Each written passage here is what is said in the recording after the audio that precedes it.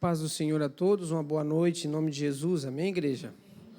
Seja muito bem-vindo esta noite, para uma vez mais adorarmos a Deus e nos alegrarmos juntos, em comunhão com Cristo.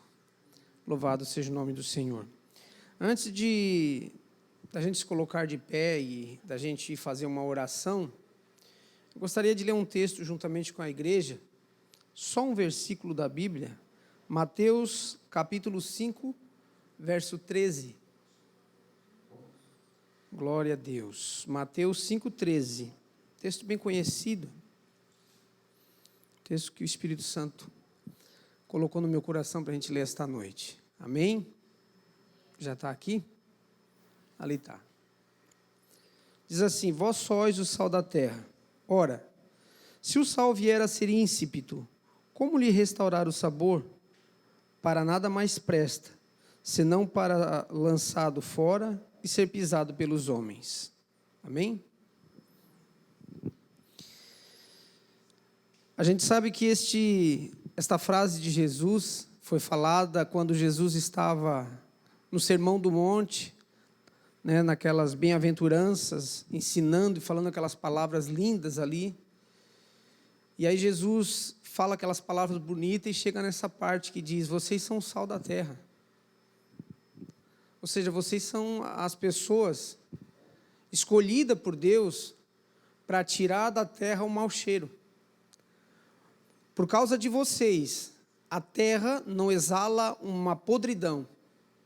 Por causa de vocês, a terra não cheira mal, porque vocês são o sal da terra. Neste tempo aqui, o sal era usado como uma geladeira nos dias de hoje. Eles salgavam bem a carne para dar uma durabilidade para aquele alimento, para lá na frente, eles comerem. Quando o sal não tinha mais utilidade para fazer para ter essa utilidade que ele tinha, eles tiravam aquele sal, eles amontoavam, e ao invés de jogar num canto, ao invés de colocar, no aterro, eles colocavam no caminho, para os homens pisar por cima. Jesus estava dizendo, depois dessas palavras bonitas, dizendo assim: vocês são povo exclusivo de Deus, escolhido de Deus, para que Deus olhe para vocês e veja em cada um de vocês um cheiro suave, que cada um de vocês exalem a Deus um cheiro suave, e não permitam, de hipótese nenhuma, que vocês comecem a ter um comportamento a ponto de levar às narinas de Deus o mau cheiro. Irmãos, nós somos, pela graça e pela misericórdia de Deus, um povo muito mais bem-aventurado do que qualquer outra pessoa que não quer nada com Deus. Mesmo que seja um sheik, um bilionário, nós somos humildes, não temos uma conta bancária lá muito alta, mas somos povos escolhidos de Deus para um propósito: fazer com que o nome do Senhor seja erguido através das nossas atitudes. Amém? Então, antes da gente se colocar, vamos colocar de pé, por gentileza. Eu gostaria, depois da gente orar, a gente fazer uma oração, e a banda vai se colocar aqui. Enquanto a banda se prepara aqui, depois da oração, eu gostaria que você saísse do teu lugar e desse um sorriso e apertasse a mão do teu irmão. Depois da oração, sai do teu lugar, vem aqui, aperta a mão do irmão, da irmã, e se alegre, irmãos, porque nós somos povos escolhidos de Deus. A gente está cansado, foi um dia trabalhado, você está cansada, mas se alegre nesse momento, porque nesse momento nós estamos aqui unidos, juntos, para exaltar o nome de Jesus, para glorificar a Deus, amém? Oremos. Senhor, nós te agradecemos, Pai amado, por esta rica oportunidade de estarmos aqui. Abençoa a nossa vida, Senhor, nos alegrando o nosso coração, com a convicção na nossa mente de que o Teu Santo Espírito está conosco, Pai. Que nós somos povos escolhidos de Deus, porque o Senhor viu dentro de nós, Senhor, que podemos dar um melhor para Ti, fazer com que o Teu nome seja exaltado nas nossas atitudes, nas nossas conversas. Perdoe as nossas falhas, Senhor. Perdoe as nossas ignorâncias, de muitas das vezes, Senhor, perder tempo com coisas inúteis e não buscar mais e mais da Tua presença. Querido Espírito Santo, eu oro por cada irmão, cada irmã que aqui está, cada criança. Oro, Senhor, pelo ministério de louvor. Oro, Pai amado, por cada dizimista, cada ofertante, que o Senhor prospere cada vez mais. Oro, Senhor, pela Tua filha que irá ministrar a Tua palavra, que seja um canal de bênção para nossas vidas, que o Senhor usa ela, Senhor, como se fosse a boca de Deus falando ao nosso coração aqui. Usa, Senhor, como o Senhor já tem usado, em nome de Jesus. Querido Espírito Santo, prepare o nosso coração para a Tua palavra, pelos louvores, por tudo que o Senhor tem feito em nossas vidas e por tudo que o Senhor é na nossa vida. Obrigado por esta porta, Senhor. Obrigado por estarmos aqui reunidos em nome de Jesus. Obrigado, Deus, nós te agradecemos. Amém? Glória a Deus. Saia do teu lugar e cumprimente teu irmão.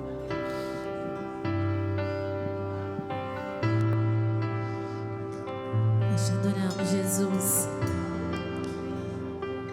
Tu és maravilhoso, Pai.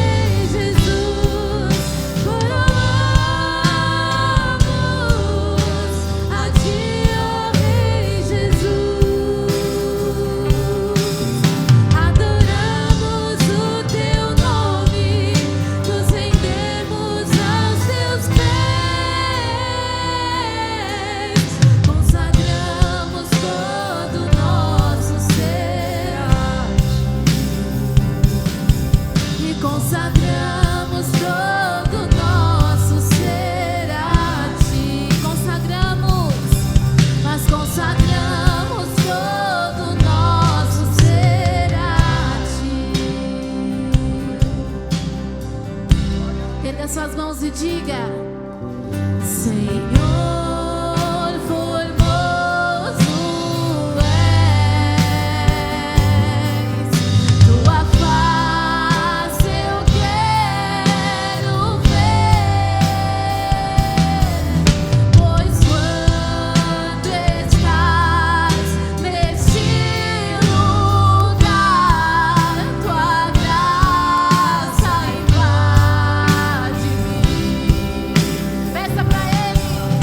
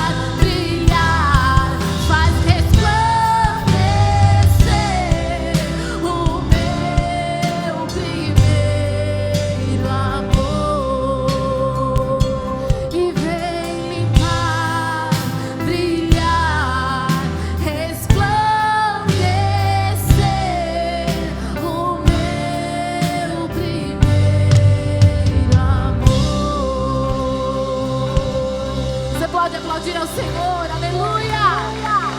Nós te adoramos, Senhor.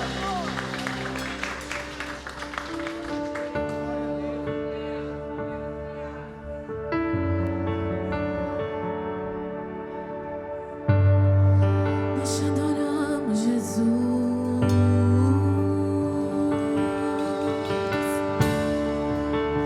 E desde o ventre me conheces. Tu me escolhestes para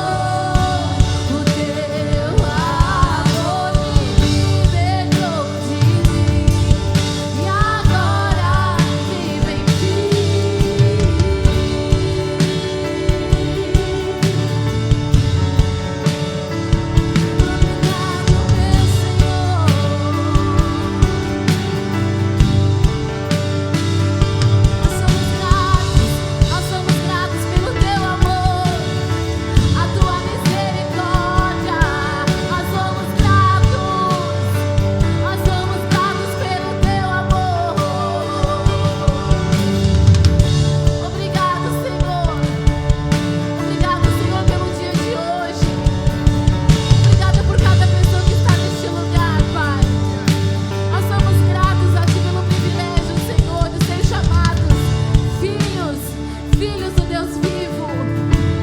Nós somos gratos a Ti, Senhor. Nosso coração está cheio de gratidão, Pai. O nosso coração cheio, Senhor, cheio de amor, cheio de gratidão, ó Pai. Nós queremos ouvir a Tua palavra neste momento, Senhor. Enche a nossa vida agora com a Tua palavra, com o pão que nos alimenta, que alimenta a nossa alma, Senhor, que traz paz ao nosso interior, que traz refrigério à nossa alma, Jesus. Fala com a Tua igreja, Pai. Fala com a Tua igreja, Senhor.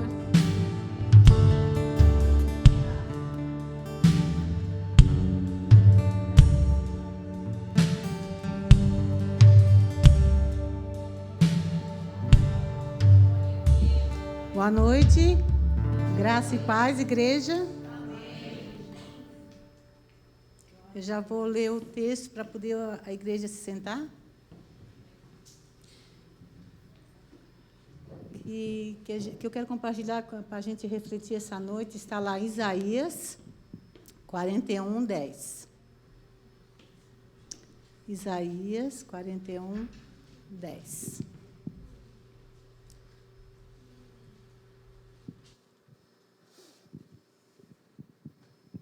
Glória a Deus. Eu, então? Então, vamos lá. Isaías 41, 10 nos diz assim: Não temas, porque eu sou contigo. Não te assombres, porque eu sou o teu Deus. Eu que te fortaleço, eu que te ajudo e te sustento com a destra da minha justiça. Amém, igreja? Pode se assentar. Glória a Deus.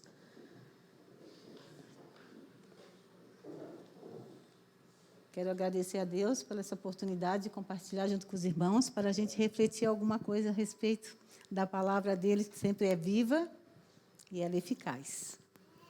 É isso que dá alegria às nossas almas.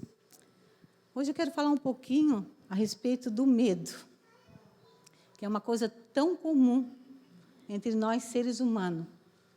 E o medo, na verdade, ele tem uma razão de existir. Até para nos dar um sinal de que a gente é frágil em algumas situações. Para sinalizar que há perigo em alguns lugares. Esse medo é um medo comum de todo ser humano. Todo ser humano ele tem medo, né? O medo natural, aquele medo saudável, que te protege mesmo de fato. Então, esse medo ele é tranquilo para a gente. Então, só que o problema é quando esse medo ele se sobressai além da normalidade. Porque se a gente vê um medo natural, como eu disse, para proteger a gente vai ter medo de atravessar uma rua sem olhar para os lados. A gente não vai ter medo de um bicho feroz. A gente vai querer subir em cima dos lugares sem uma proteção, sem uma segurança. Então, Deus colocou dentro de nós algo que acionasse isso, quando tivesse em perigo natural. Isso é uma razão da existência da gente ter medo, uma proteção para a gente. Até aí é tranquilo. Quem aqui não tem medo de alguma coisa? Todo ser humano tem medo de alguma coisa. Uns menos e outros mais. E eu queria aqui, até escrevi aqui algumas coisas, alguns medos bem comum no ser humano. Se alguém aí tiver outro para dizer, para compartilhar, pode levantar a mão e dizer, não tem problema. Então, tem gente que tem medo de doença de coração. Essa pessoa, ela é cardiofobia. Interessante? Cardiofobia é quem tem medo de doença de coração. Talvez qualquer um daqui não tenha, mas muitas pessoas que a gente conhece têm, né? Claustrofobia. Medo de lugares estreitos e fechados. Isso já chama atenção para nós quando a gente fala da porta estreita. A primeira coisa que me veio na cabeça. Meu Deus, e a gente tem tanta facilidade de falar para as pessoas, né? Até ponto assim de impor mesmo para elas. Quando a gente está bem coisa mesmo, a gente está... se não, a porta larga é um perigo. A porta estreita que a segura. A gente sempre diz isso, né? E a palavra de Deus diz que realmente a gente tem que entrar para a porta estreita, que a porta larga é a porta que dá vazão para os nossos desejos, né? Então, mas aí a gente não pensa, né, que pode ter gente que tem essa fobia, que pode ter medo. Então, é bom a gente também pensar nisso. Porque, às vezes, a gente, realmente, quando a gente está eufórica, a gente diz qualquer coisa mesmo. Isso é natural do ser humano. Então, existe pessoas que têm esse medo. Vocês sabiam disso? É interessante, né? Patofobia. Aquelas pessoas que têm medo de doenças. Vocês conhecem alguém que tem medo de doenças? Hidrofobia. Olha que interessante, medo de água. Vocês podem ver que são medos comuns. São medos comuns. Meu marido, por exemplo, é um desses. Ele não gosta por medo, como o homem não admite, mas tem. Entendesse? É interessante isso aí, né? Platofobia. Essa muita gente tem. Medo de barata. Olha que interessante. A maioria é mulher, né, que tem medo, né? Mas muito homem também. Quando vê barata, dá até aqueles pulinhos meio esquisitos, né? Então, necrofobia. Medo da morte. Eu acredito que quem não tem, né, diz que tem pena, né? Não é verdade? Quem não tem, diz que tem pena. Amém. Aí cada um, né? Acrofobia, que é medo de altura. Medo de altura. E interessante que Deus, sabendo que nós seríamos um povo que realmente Ele precisava sempre falar na sua palavra a respeito de medo, de pavor. Ele sabendo da nossa vulnerabilidade, sabendo da nossa fragilidade diante da vida, diante das pessoas, Ele fez o não temas 360 vezes está escrito na Bíblia, não temas. 360 vezes. Você quer dizer que 365 dias do ano, cada um dia, a gente tem um não temas. Eu estou contigo. Não se apavore. Não tenha medo, não te assombre. Tenha coragem, seja firme. Eu estou contigo todos os dias, durante 360 dias. Você vai ter uma palavra de consolo, de proteção, de refrigério para a tua alma. Só que eu disse 366, porque Deus, sendo Deus perfeito como Ele é, Ele sabe que a cada 4 anos tem o bissexto, por isso que é 366. Olha que interessante. Deus, Ele é perfeito em tudo que Ele faz. Aqui em Isaías 41, já tem uns 3, 4, não temas. Fora em todos aqueles que eu vou ministrar para vocês essa noite. Se você quiser conferir, você confere. É fonte segura. Amém? Joel também então fala assim para nós, como um povo. Joel 2, 21. Não temas, ó terra, ó povos, mas alegre-se, porque o Senhor faz grandes coisas. Ele já fez.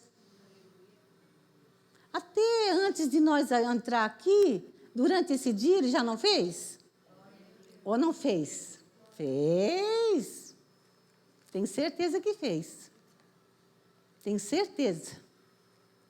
A gente também tem medo de coisas que nos pegam de surpresas. Coisas que são impostas para a gente, que a gente não espera, a gente fica apavorado, com medo mesmo. Na Bíblia tem registrado várias situações de pessoas que foram pegas em situação assim e tiveram medo. E Deus, o nosso Consolador, o nosso protetor, aquele que nunca falta, ele também teve uma palavra de consolo para eles. Quero compartilhar, não sei se vocês vão querer ler, vocês vão querer abrir. Está lá em primeira, deixa eu ver aqui.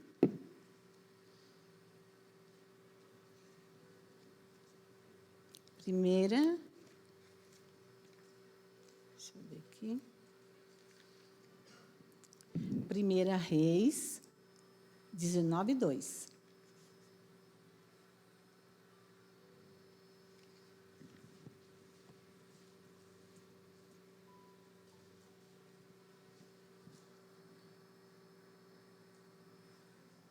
Me perdoe, irmãos, eu confundi. É 2 Reis, porque eu vou falar também sobre 1 Reis, tá? É 2 Reis, 6:15. Até aqui está dando da igreja entender? Estou falando muito rápido? Tá bom? Então tá. Foi uma situação de um jovem aqui. Conseguiram? Isso. 2 Reis. Isso. 6:15 diz assim: E o moço do homem de Deus se levantou muito cedo e saiu. Eis que um exército tinha cercado a cidade, com cavalos, com carros. Então o seu moço lhe disse: Ai, meu senhor, que faremos? E ele disse: Não temas, porque mais são os que estão conosco do que estão com eles. Aqui era o servo, né, do profeta Elias, né? Profeta Eliseu, desculpa, do profeta Eliseu. E ele, apavorado, quando ele viu a cidade cercada de cavalos, de carros, ele ficou apavorado. Ele foi logo de encontro a Eliseu. O que a gente faz? Como que a gente faz? Com medo. Aí Eliseu disse: Não temas. Vou repetir: Não temas, porque mais o que estão com ele, conosco, do que o que estão com eles. E orou Eliseu e disse: Senhor, peço que te abras os olhos para que ele veja. Por quê? Porque o jovem aqui não tinha a informação que Eliseu tinha. Porque essa visão aqui era uma visão espiritual que ele estava vendo. E o moço estava vendo realmente a cidade ser cercada. Então, Eliseu não ficou com medo, porque ele estava vendo espiritualmente aquela revelação, aquela visão. Do contrário, o que ele fez? O que muitos de nós deveríamos fazer também. Quando a gente tem certas visões de Deus, que a gente tem um entendimento sobre alguma coisa que é importante para a igreja, que é importante para o nosso irmão, o que a gente devia fazer? Se aquele irmão, ou se a igreja mesmo não consegue ter esse discernimento, ir lá e comunicar. Porque o conhecimento, nesse caso, foi tudo.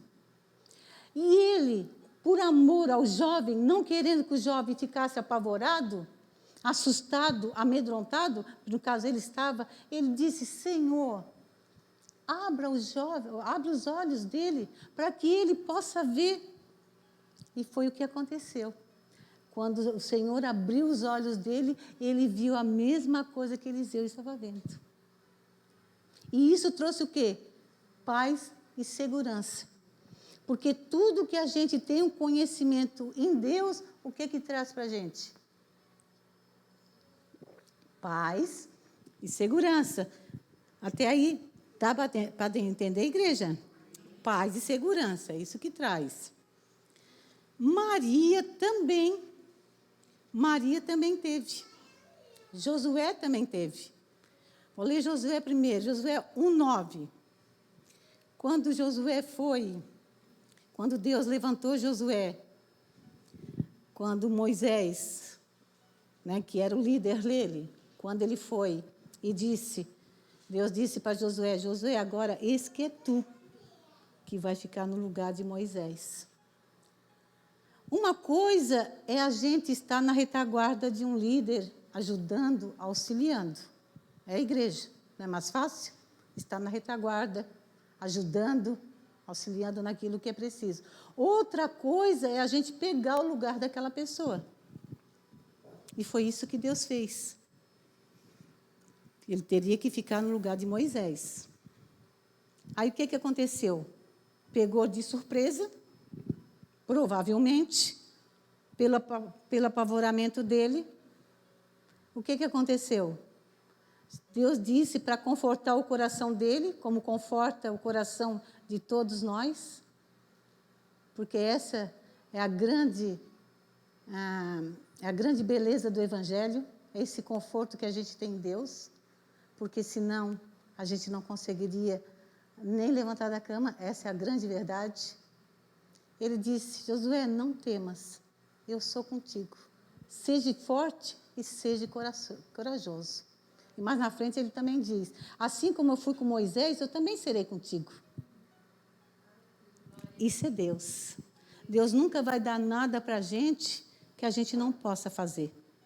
Deus sempre está sempre adiantado de nós. Mas por medo, a gente tem medo mesmo. Principalmente se tratando de coisas espirituais. Principalmente se tratando de coisas espirituais. Lucas 1:11-13 diz assim, para Maria, disse-lhe o anjo, não temas, Maria, pois achaste graça diante do Senhor.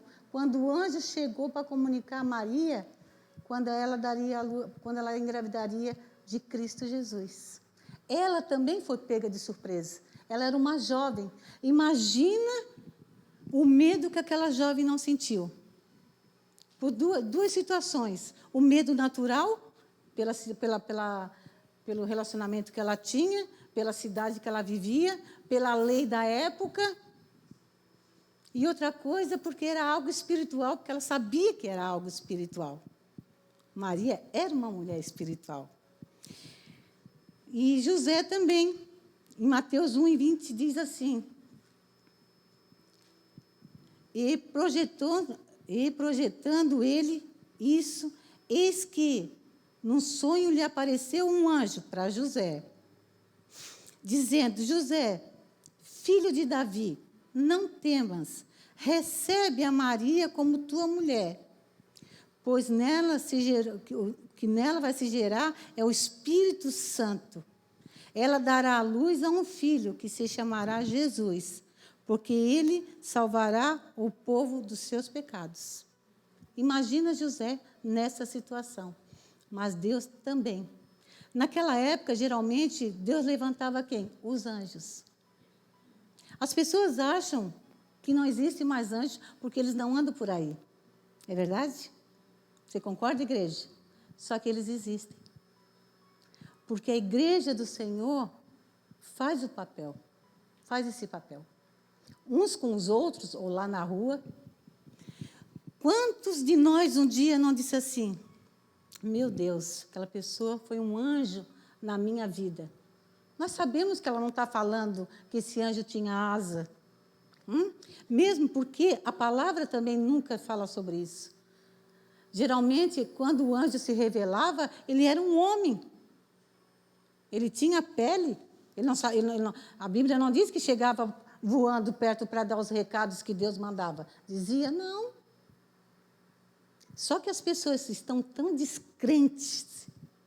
As pessoas estão tão frias. As pessoas estão tão insensíveis que elas não param mais para observar essas coisas, porque são pequenas demais. É simples demais. Então, só que Jesus sempre nos ensinou que está na simplicidade as coisas grandes. Sim, um irmão que chegar perto de ti, só do fato dele chegar e perguntar como você está, e parar um minuto para conversar com você, naqueles dias que você não está bem, você acha que ele foi ali perto de você porque ele quis? Não. Porque Deus direciona as pessoas para isso. Deus sempre direciona. O problema é que as pessoas elas não conseguem ter esse entendimento, infelizmente. É incrível como as pessoas não conseguem ter esse entendimento. Lá em Atos 18, 9 e 11, também fala uma situação que Paulo passou, que ele também teve medo. 18, 19 e 11 diz assim, Atos, se quiserem acompanhar, claro, Atos 18, 9 e 11. E de noite disse o Senhor, em visão a Paulo, Jesus em visão para Paulo, não temas, mas fala e não te cales, porque eu estou contigo, e ninguém te acometerá para fazer mal algum, pois tenho muito povo meu nesta cidade. Paulo obedecendo e ficou ali 1 ano e 6 meses, ensinando entre eles a palavra de Deus. Por que Paulo ficou com medo? A gente sabe o quanto perseguido Paulo era, o quanto ele não era bem recebido em alguns lugares. Então, quem conhece um pouco a história de Paulo, já sabe o porquê que ele temeu, se preocupou. A gente também não é diferente. Quantas vezes a gente precisa falar algo difícil para uma pessoa e a gente se cala? E aquela palavra difícil que a gente tem que liberar para a pessoa é algo libertador para ela. É algo que vai curar ela. Mas aí a gente, com pena, com receio, vai ficar braba, vai ficar chateado, não vai querer mais falar comigo, a gente se tranca e não fala. Se Paulo fizesse a mesma coisa, ele não teria ficado lá 1 ano e pouco, ministrando a palavra de salvação. Quantas pessoas naquele 1 ano e pouco foram salvas naquele determinado lugar? Porque Paulo obedeceu. Quando a gente fala para uma pessoa algo muito ruim e que ela precisa ouvir, você sempre tem que ter em mente uma coisa: não é só para aquela pessoa que você está falando. Por causa daquela pessoa, aquela palavra vai fluir para outras pessoas. Mas o medo, ele nos freia. Nós temos medo das pessoas. Olha que ponto que nós chegamos. Temos medo das pessoas.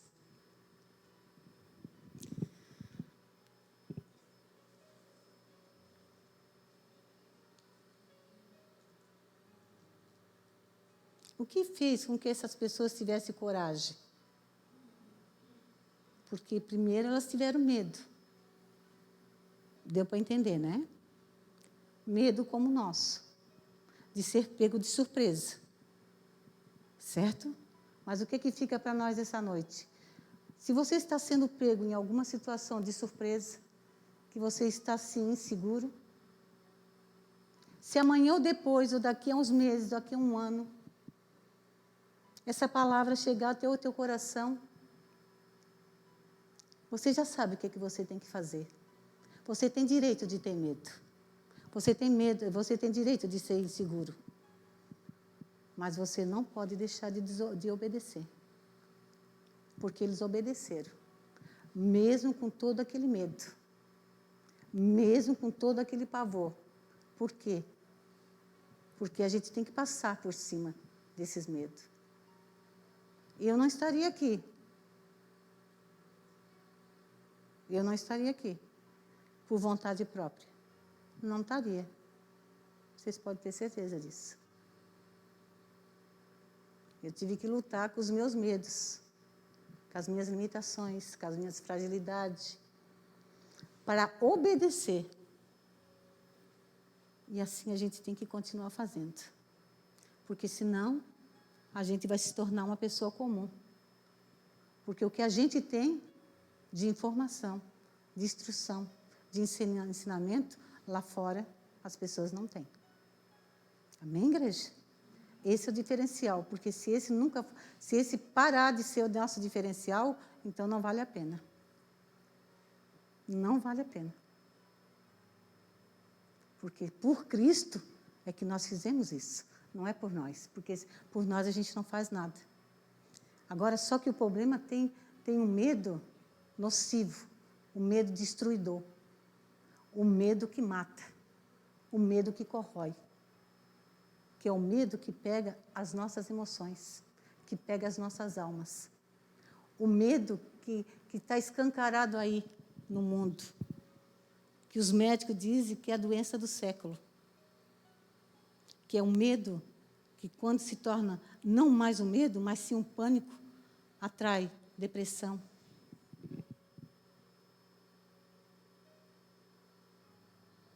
Ansiedade e estresse. Mal do século. E não é ninguém que disse, não foi ninguém que inventou isso. Quem fala isso é aqueles que realmente entendem, médicos e cientistas. O que entende e permeia o que se passa nos séculos e séculos. Só que nosso Jesus já falava sobre isso. Esse não temas, essa quantidade de não temas não está ali por acaso. Sempre quando a gente ficar assombrado por alguma coisa, estiver aí no meio de um escombro, ele é o único que pode ir até lá e dizer essas palavras para você.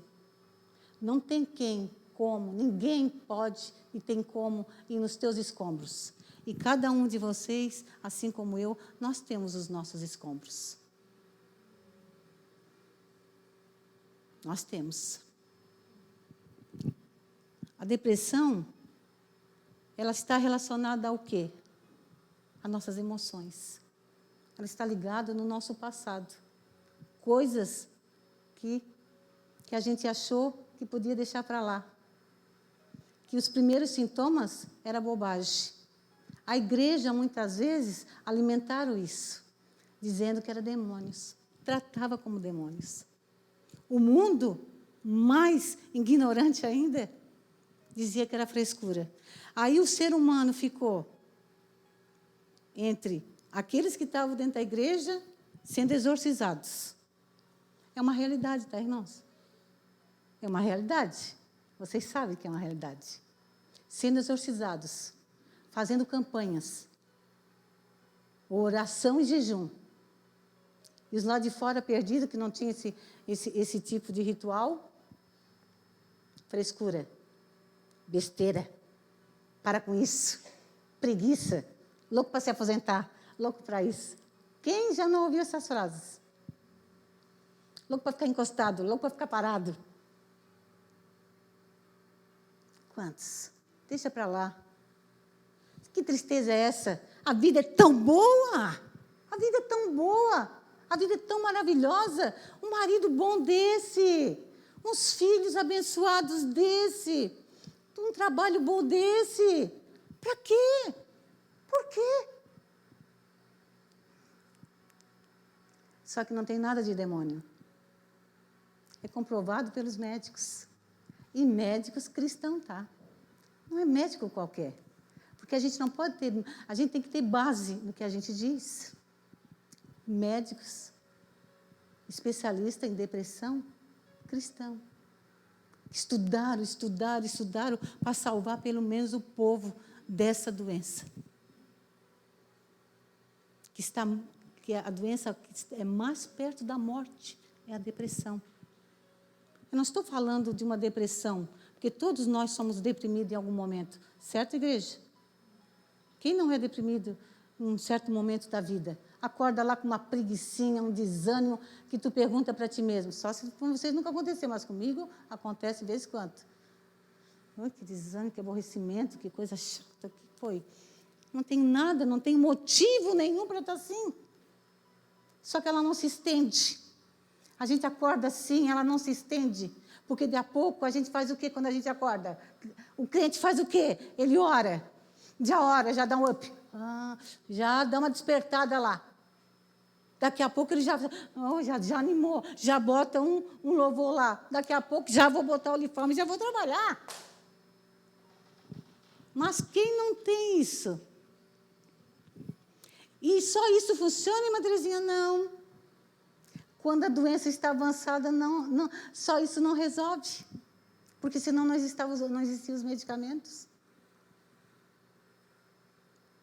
Todos vocês aqui conhecem alguém que já teve isso ou que tem? Ou não? Não, igreja? Ninguém nunca teve. Já conhece? Obrigada. É porque aqui ninguém teve, né? Que glória. E nem conhece. Olha que bênção. Meu Deus, é uma bênção.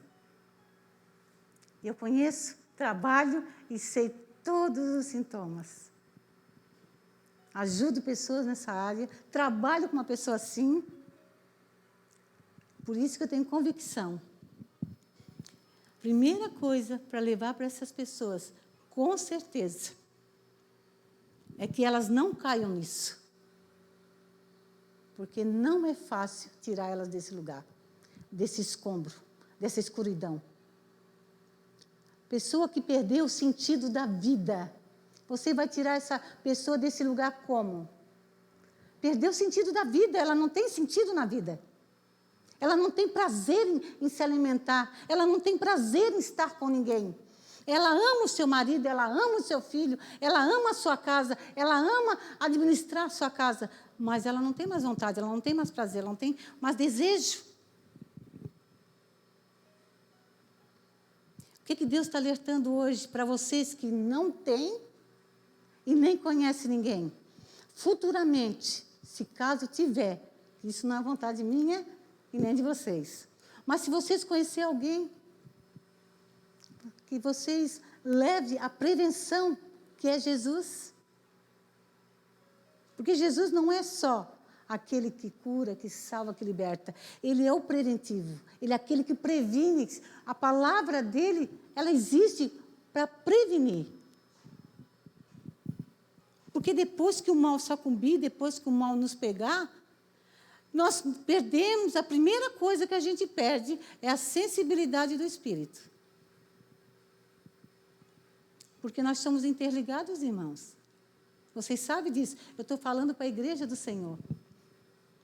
A igreja que conhece a palavra de Deus. Nós somos interligados. Existem doenças que a depressão traz, que você nem acredita que pode existir. Como eu fiquei abismada. Como que isso pode estar relacionado? Mas está, porque nós somos interligados. Nós somos corpo, alma e espírito. Então, que sirva para vocês. Está relacionado ao passado. A ansiedade, que Jesus já falava, e fala na sua palavra, está relacionada ao que é o futuro. Essa geração mesmo, que está totalmente acelerada, totalmente apressada, elas não se conformam nem com as 24 horas do dia, elas não se conformam, elas pedem para sejam aumentadas as horas, em vez de pedir para remir. Senhor, me ensina a remir as minhas horas do dia, me ensina a remir, me ensina a administrar. as minhas horas do dia, em vez de pedir para Deus aquilo que Ele não vai fazer. Porque a palavra dele diz, e isso vai acontecer futuramente, porque Ele disse que os dias vão se abreviar, você querendo ou não. Você vai ter que aprender e pedir para aquele que pode fazer isso. Amém? Nós conhecemos um homem, agora está lá. Vou ler. Em 1 Reis 19, 2. Tá lá.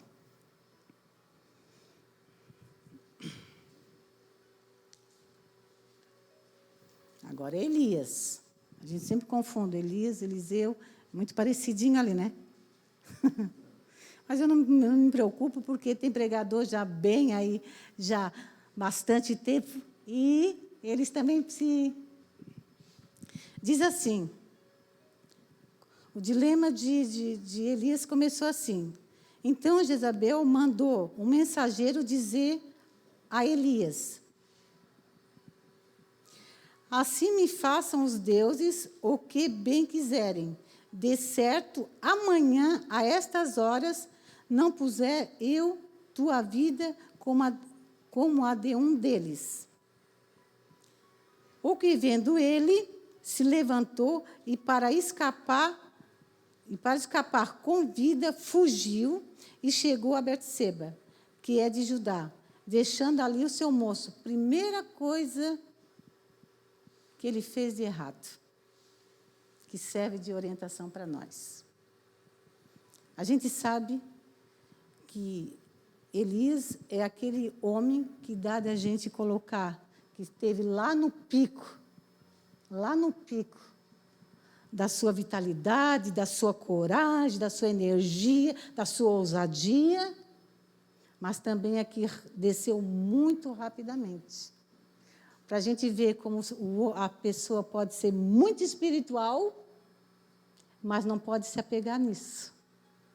Porque ela pode ser muito espiritual, mas logo, logo ela pode, por causa de uma palavra, de uma mulher poderosa, sim, naquelas épocas, sim. Porque Jezebel, a gente sabe que é a personificação de Satanás. A gente sabe. A gente sabe que é isso. Então, ela era poderosa. Mas, com certeza, naquela parte ali, quando ele estava lá fazendo as coisas para os profetas, a destruição lá dos profetas, ele estava muito mais energizado também espiritualmente, mais forte espiritualmente.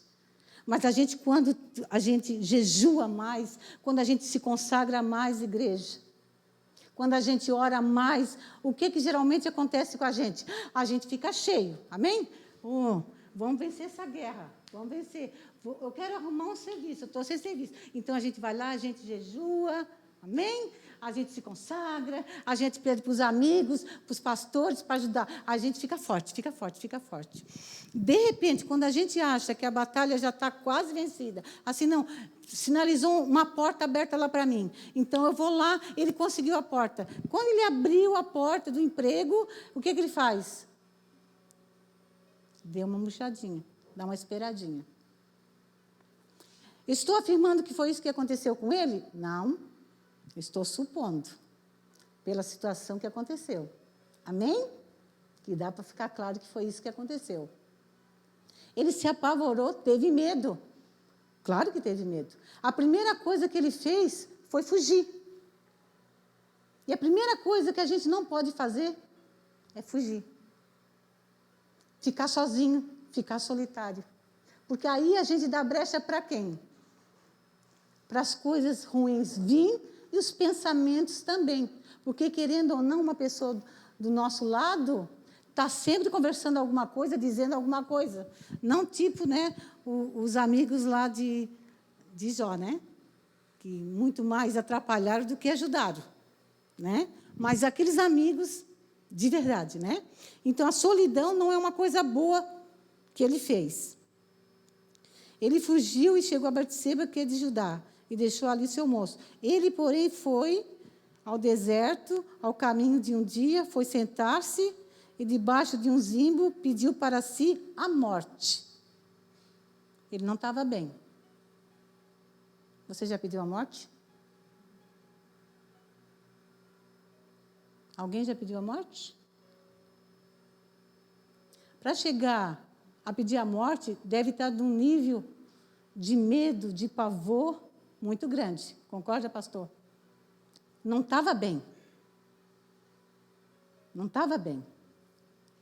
Ele entrou no processo, ele fugiu, ele queria sair daquele lugar o mais rápido possível e fugiu sozinho. Vou acelerar um pouquinho por causa da adiantada das horas. Ele se fortaleceu, o anjo apareceu, fortaleceu ele, alimentou ele, ele ficou forte, ele foi para a caverna, ele buscou Deus. A situação que ele buscou Deus foi a situação que ele buscou, que ele estava dentro dele. Vê que ele buscou Deus na tempestade, porque dentro dele estava agitado, estava tudo bagunçado. Então, ele procurou Deus nisso. Ele queria que Deus se alinhasse no agito da sua alma. Quem faz isso? Nós fizemos isso. Queremos que Deus se alinhe no agito da nossa alma. Conversando com uma irmã, bem pentecostal, bem agitada, assim, tudo pulando, tudo correndo, e vai para um lado, vai para o outro, vai para um lado. Na segunda-feira me procura. E eu vi aquilo tudo. Cadê o agito? Cadê a euforia? Cadê o barulho? Eles buscam isso. Irmã Terezinha, isso é errado. Quem sou eu, irmãos? Para dizer que é errado ou certo. Quem sou eu? Quem sou eu? Só que Deus não vai lidar com você na sua necessidade do jeito que você quer. Onde é que ele encontrou Deus? Na brisa, suave. Por quê? Porque é o que ele precisava. Ele não precisava de agito naquele momento. Ele precisava se recolher, se silenciar. Era isso que ele precisava. Não era Deus se alinhar ao barulho que estava dentro dele, porque ele não ia achar. Quem é que vai se concentrar no meio da agitação, da mente acelerada, da bagunça desorganizada da tua mente? Quem consegue, irmãos? Vocês conseguem fazer isso? Vocês conseguem orar com a mente agitada?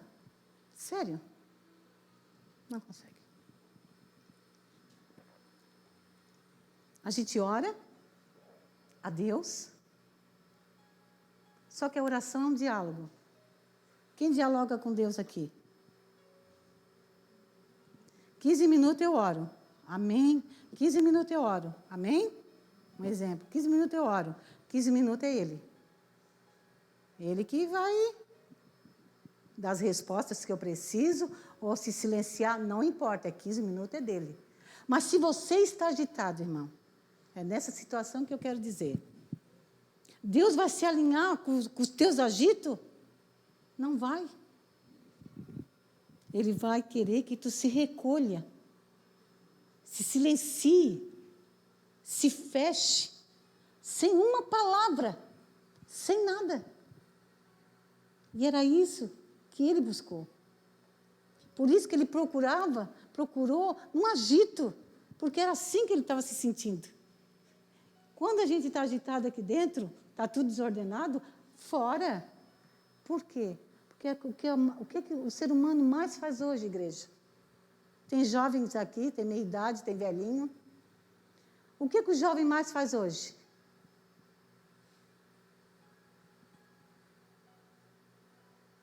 Essa agitação. Eles querem barulho. Eles querem agitação. O problema é, e o silêncio?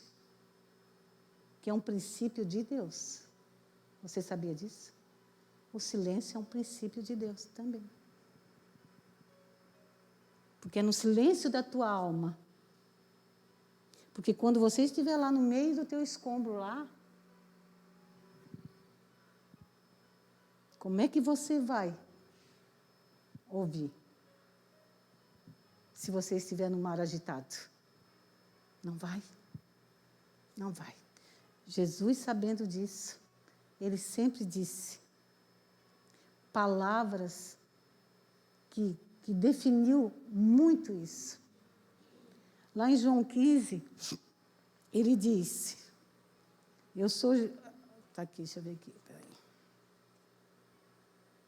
João 11, 25. João 11, 25. Esse eu não tenho... Mesmo num perigo iminente da morte.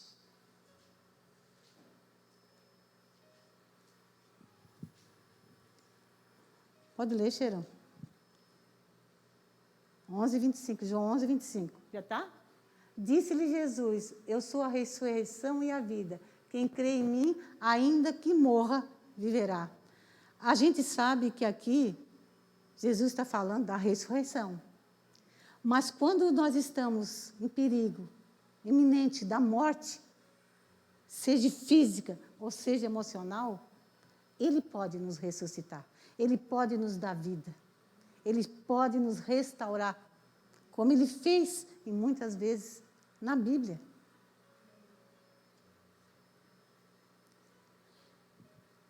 A depressão é o que ficou no passado, aquelas coisas que a gente ficou remoendo, que a gente fica mastigando, que a gente deixou as coisas passarem e não resolveu.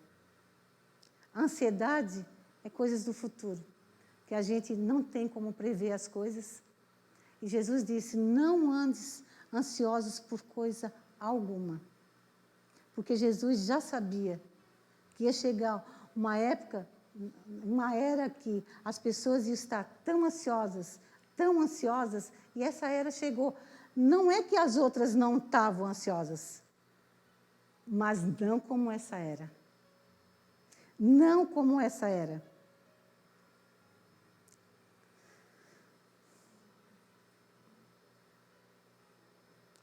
Primeira Pedro 5, 7 diz assim, lança sobre ele toda a vossa ansiedade, porque ele cuidará de vós. Ansiedade normal existe? Existe. Uma ansiedade sadia existe. O problema é essa ansiedade desenfreada que as pessoas estão tendo. As pessoas andam ansiosas por qualquer coisa. As pessoas não têm mais paciência para nada. Elas não têm mais paciência para nada. É uma ansiedade para chegar ao fim de semana, é uma ansiedade para buscar, né, as coisas que nem sabe. É aquele sofrimento antecipado das coisas que nem sabe que vai acontecer. Aí fica ansioso porque quer casar, fica ansioso porque quer ter filho, fica ansioso porque quer comprar uma casa, fica ansioso por causa de carro. Mas é uma ansiedade, realmente, que a gente vê que as pessoas, elas não se concentram mais, elas não têm mais aquela paz que excede todo o entendimento. Aonde que o ansioso tem paz? Tem igreja? Não tem. O ansioso não tem paz. Tem? Não tem. O ansioso não tem paz. Ele quer saber, e a revolta que ele mais tem, é porque ele quer saber as coisas do futuro e não tem condições de saber. Por quê? Porque não está no controle dele. Não está no controle dele. Por isso que a palavra de Deus diz que a gente tem que andar por fé, não por vistas. Qual é o nosso maior desafio? Que a gente tem que caminhar pela fé.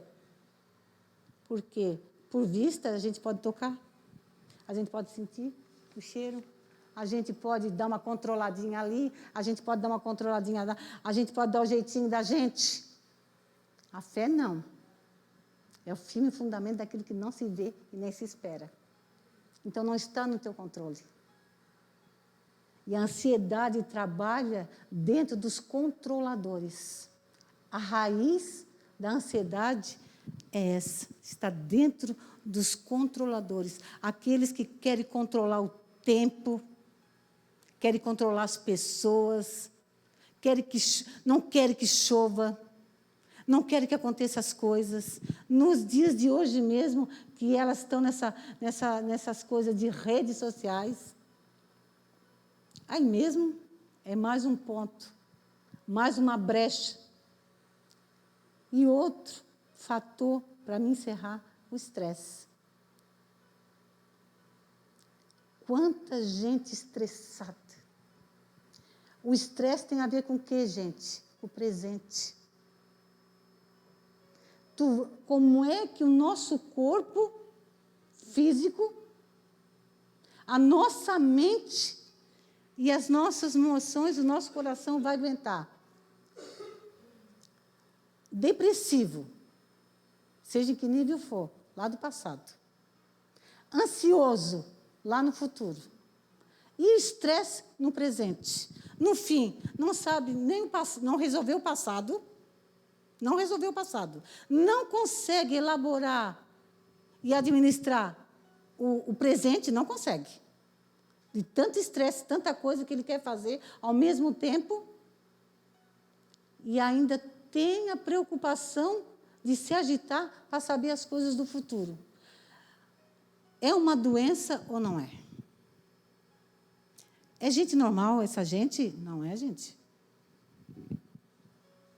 Só que uma pessoa como eu, Terezinha, posso ter depressão em algum nível, porque a depressão tem nível, né?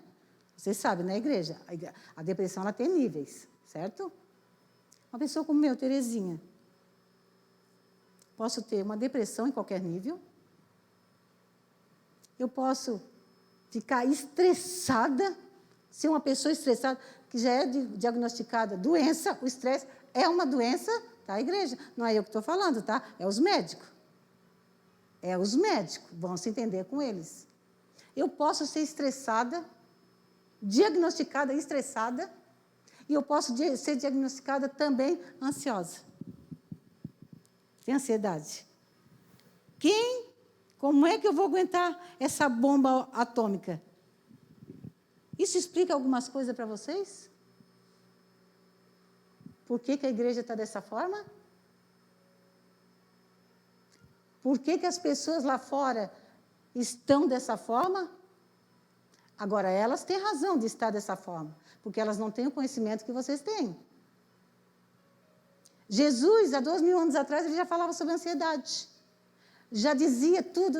Não ande ansioso por se vestir, por aquilo que tem que comer, por aquilo que... Tem uma relação que eu não vou estar dizendo por causa da hora. A igreja sabe que a igreja é Bíblia. Essa igreja, ela prega a Bíblia. Então, não precisa dizer que você... Se eu perguntar a cada um vai citar aqui para mim tudo o que eu relatei aqui. Jesus já falava sobre isso, gente. Agora, tem gente que está na igreja, acha normal tá depressivo. Tem gente que está dentro da igreja, acha normal ser estressado. Acha normal ser ansioso. Aí, é tudo normal. Só que não é a igreja. Nós estamos diante da palavra de Deus. É uma palavra chata. Um pregador poderia vir aqui desenvolver melhor essa mensagem? Com certeza. Com certeza. Com toda a humildade, eu digo, com certeza. Mas, igreja, uma coisa eu vou dizer para vocês. A palavra de Deus, ela é viva. E o que é vivo tem vida. O que é vivo, ela tem poder para trazer vida, para trazer vigor, para proteger, para cuidar. E ela é eficaz. Quando ela vai, ela semeia no teu coração. Quando você aceita essa semente, igreja, você pode passar por todas essas coisas que eu disse, mas você não vai aceitar.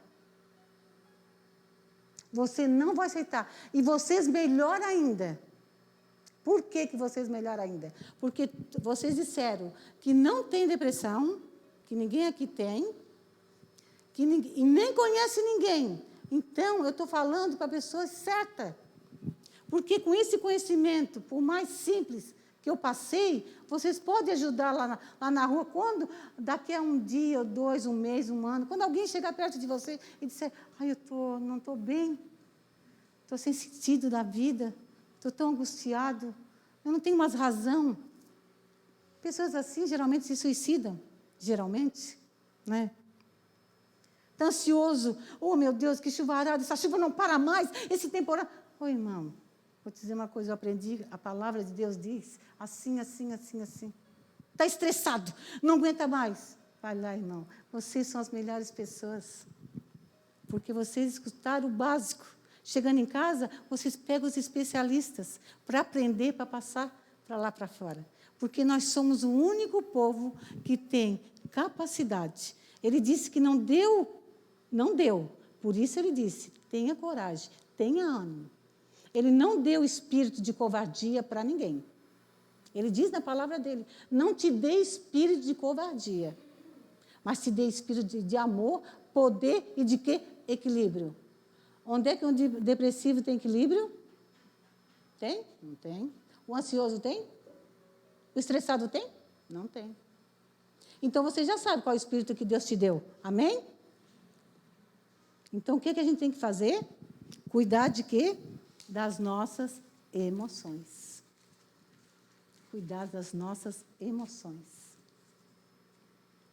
Cuidar das nossas emoções, igreja. E a minha oração essa noite é que o Espírito Santo de Deus toque na sua alma essa noite e testifique no teu espírito, para que Ele possa entrar no teu espírito e fazer realmente aquilo que Ele quer fazer. E que você, muitas vezes, não está liberando. Que você está se fechando. Porque todas as pessoas dizem que tem problema, mas as pessoas não querem resolver problema. As pessoas não querem resolver problema. Elas preferem tocar a vida do jeito que dá. É assim mesmo, é normal. A minha oração é que Deus testifique no teu espírito essa noite, para que essa palavra venha chamar a tua atenção, para você se examinar mesmo. Se você está tão bem assim nessas 3 áreas. Talvez seja isso que Deus me chamou aqui essa noite. Amém? Quero agradecer a oportunidade.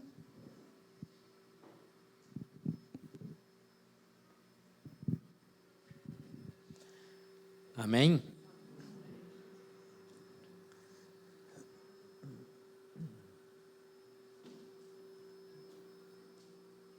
A irmã Terezinha vai abrindo um monte de janela, né? Depois ela vem fechando. Se aí eu fica tudo aberto, não consigo mais juntar nada disso. Mas nós somos um povo que conhece a Bíblia, né? Que lê a Bíblia. Quem lê a Bíblia é que levanta a mão. Porque tem gente que tem preguiça de levantar a mão. A Terezinha perguntou ali um negócio ali que eu tenho certeza que tem gente aqui que já passou por isso e ficar de mão baixada. Cansado, né? Mas nós temos que ler a Bíblia e entender, porque às vezes a gente voa numa mensagem dessa porque a gente não lê a Bíblia, não se interessa em ler. E às vezes o pregador pega uns exemplos ali e ele não vai estar entrando em detalhe, porque ele entende que a gente conhece a Bíblia. Eu estava confuso, não entendi. Vai ler a Bíblia, vai procurar saber quem foi Elias, vai procurar saber quem foi Eliseu, vai se inteirar da palavra de Deus. Quando a gente quer algo para o nosso benefício, para o nosso trabalho, a gente não se esforça, vai fazer curso, vai fazer tudo. E às vezes a gente fica triste que vê crente um tempão na igreja e nunca se interessa em ler a Bíblia e ouvir. Tinha um monte de gente que podia estar aqui ouvindo essa palavra hoje. E pessoas que às vezes saem daqui e dizem, eu não entendi essa palavra. Uma palavra dessa na quarta-feira, que é uma palestra de congresso, vou dizer para vocês, uma palestra para ser colocada num congresso. Eu duvido que alguma igreja de Capivari traz uma palavra dessa de ensino, somente numa área tão forte como essa, esse mal aí sobre depressão, estresse, ansiedade, com base bíblica. Que bom que nós viemos, né? Que bom que nós estivemos aqui, ouvimos essa palavra. E podemos sair aqui com certeza para resistir a isso. Resistir. Resistir a esse mal e ele vai fugir de nós. Nós temos a oração, nós temos a palavra de Deus. E nós podemos vencer tudo isso, em nome de Jesus. Amém? Vamos nos colocar de pé. E agradecer a Deus por mais este ensino em nossas vidas. Obrigado, Senhor. Não temos palavras, Senhor, para te agradecer por momentos como esse. Não temos palavras para te agradecer pelo Senhor ter nos trazido aqui esta noite, Senhor. Depois de um dia de trabalho, muitos cansados, mas o Senhor nos trouxe aqui, nós ouvimos essa palavra, e com certeza essa palavra vai trazer fruto em nossos corações, vai nos fortalecer no dia mau, e nós vamos lembrar que o Senhor falou conosco, falou para nós resistirmos, para nós nos aquietarmos, para nós te buscarmos com clareza. Então nós te damos graças, Senhor. Obrigado, Senhor, pela tua palavra. Obrigado por tudo que o Senhor nos ensinou esta noite, em nome de Jesus. Se Deus será contra nós, mas graças a Deus dá a vitória, nosso Senhor, Salvador Jesus Cristo, sendo bem Jesus. Deus abençoe a vida de todos vocês.